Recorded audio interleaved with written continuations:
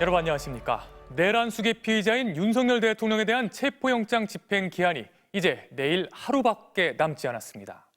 정당한 법 집행을 가로막은 윤 대통령 측은 오히려 공수처 관계자들을 고발했고 경호처를 통제해야 할 최상목 권한대행은 끝내 수사기관의 요청을 외면했습니다.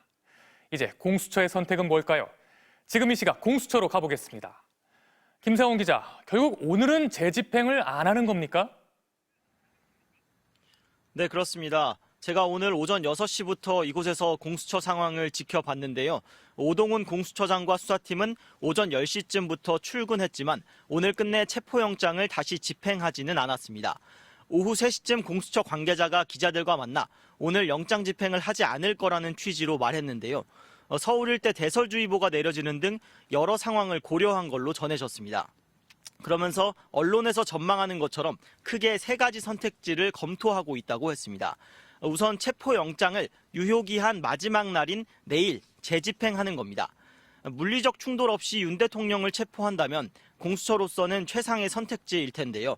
다만 지난 3일 1차 집행 시도 때와 크게 달라진 상황이 없기 때문에 두 번의 집행 실패로 이어질 수 있고 공수처 수사는 더 힘을 잃을 수 있습니다. 다음 선택지는 체포영장을 다시 청구해 기한을 연장하는 겁니다. 법원이 받아들이면 공수처는 일주일 더 시간을 벌 수 있습니다. 마지막으로 체포영장 집행 없이 곧바로 윤 대통령에 대한 사전 구속영장을 청구하는 방법입니다.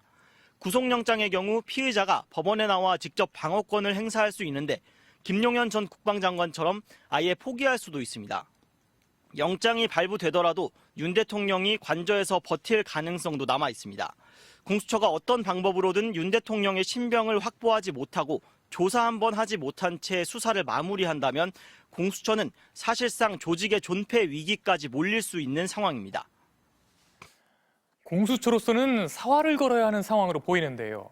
엄정한 법 집행 의지를 갖고 단호하게 체포영장을 집행해야 하는 거 아닙니까?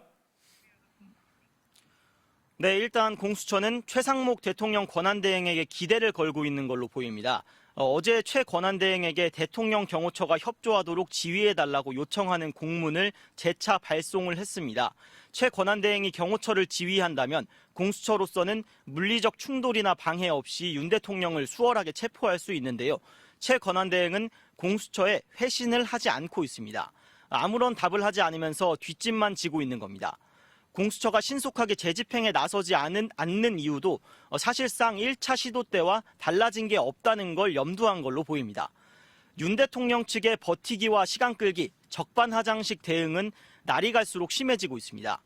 1차 시도 때 윤 대통령 측 변호인단인 윤갑근, 김홍일 변호사는 관저 바로 앞 철문에서 공수처 검사 3명과 대화를 나눴는데요. 당시 조속한 시일 안에 선임계를 낼 거고 그 이후에 절차를 협의하는 게 어떠냐는 취지로 대화가 오갔다고 공수처는 밝혔습니다. 하지만 윤 대통령 측은 여전히 선임계를 내지 않고 있고 공수처와 별다른 접촉이나 협의도 하지 않고 있습니다.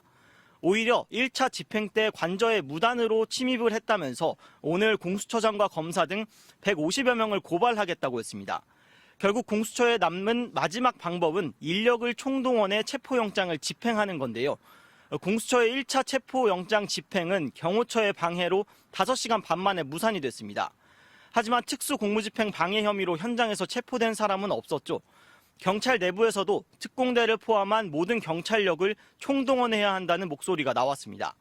공수처는 공조수사본부를 꾸린 경찰과 추가 대응 방안을 계속 논의 중이라고 했는데 체포영장 재집행으로 결정이 될 경우 인력과 장비를 최대한 보강해 내일 다시 시도해야 할 걸로 보입니다. 지금까지 공수처에서 전해드렸습니다.